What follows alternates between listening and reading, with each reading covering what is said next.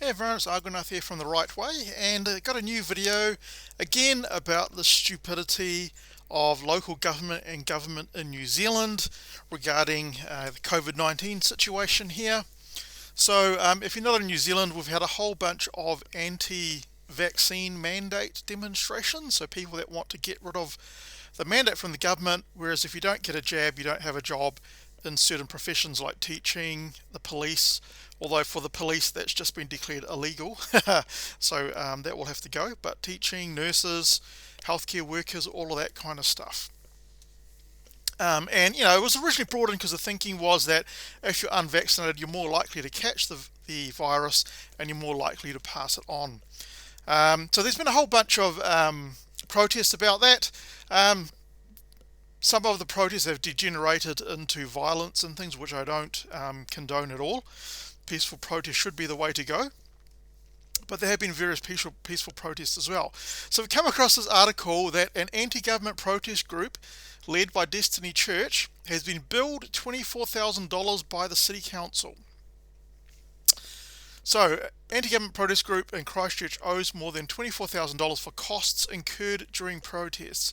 Have you ever heard of any, well, maybe you have in other countries, but I've never heard of any protests being charged for costs which have occurred, and I'll come back to that later on.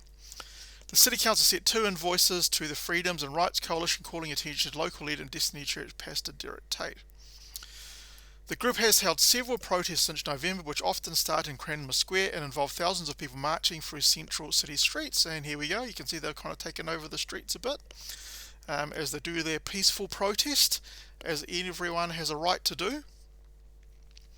The Freedom and Rights Coalition was first sent a $14,117 invoice in early January for costs incurred during 3 protests in November and early December. Last month, another invoice demanding $10,500 was sent to the group for another 3 protests held in January and December. The council said it intended to send a 3rd invoice to cover the costs of recent marches. The invoices covered traffic management costs incurred by the council as a result of the protest marches. Tate said he hasn't seen the bill. I haven't seen anything, he said. Asked if he would find out why the invoices were not making their way to him. Tate said he would not. I'm not sorting anything out. I don't have to. There's nothing in law which says you have to pay for it, as far as I know. He said he was not worried about the matter ending up in court. Police and council staff met in mid-January to figure out how to stop the square being used for protests and Destiny Church services. Following the meeting, they would not comment on what actions, if any, they were considering. So, had a bunch of protests, they took over some streets, did some marches, and now the City Council wants to charge them because these people are protesting things which don't fit the left-wing narrative that has gotten infested in all of our local government and now in countrywide government as well, central government through the Labour Party. Now, if you cast your mind back to 2021, we had this thing called the BLM riots. Right, so we had BLM riots, we had BLM protests, because there wasn't actually any riots in New Zealand, but we had BLM protests in New Zealand. And you can see these people here.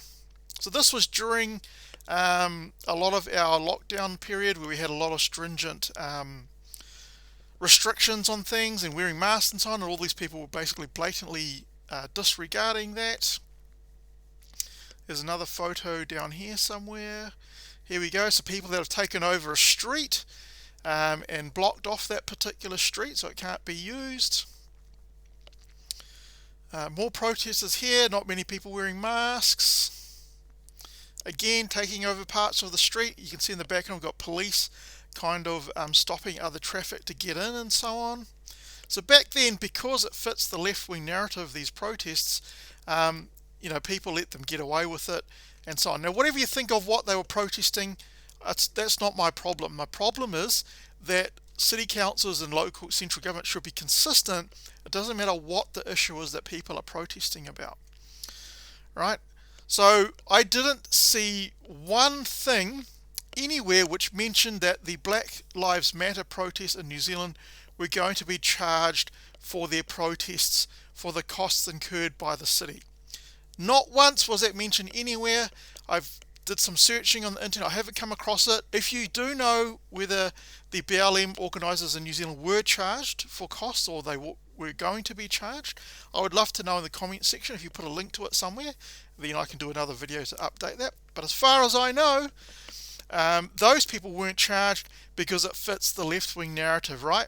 Whereas anti-government protests against vaccine mandates doesn't fit the left-wing narrative anymore, and of course you have to do everything to discredit them, so why not charge them money as well? I hope that any protests in the future, all city councils and central government will charge those people for whatever costs incurred, right? If you're going to charge these people, you need to charge everyone, otherwise you're only going to be showing your complete left-wing bias towards the narrative that those people are pushing. And I just thought I'd come across that. It's really interesting to see that you say anything against the vaccines, then you're immediately on the wrong side of government, and they will try and go after you, basically, and also all the left-wing social justice warriors as well. Now, personally, myself, I'm completely for vaccinations because I think that they will save your life if you catch COVID, because it is really nasty. But I am completely happy for people to exercise their right not to get the vaccination if they don't want to. That's their right, and I don't think that they should be mandated from getting a job. And I'm going to do another video about the vaccine mandates, so that should be up pretty soon as well. Let me know what you think in the comment section. Do you think that these people should be charged, even though other protests in New Zealand were never charged, the organisers were never charged money for that? Or do you think it should be the same for every group that wants to protest? If you're going to charge one group, you need to charge everyone. Otherwise, don't charge anyone at all. Alright, that's it for this video. If you like this video, give it a thumbs up. If you don't like the video, you're welcome to give it a thumbs down. And if you like my content, please subscribe as well. And if you have any friends who might be interested in this type of content about New Zealand and sometimes about the rest of the world, then please share it with them as well. I'd be much appreciated. Anyway, that's it from me. Catch you next time.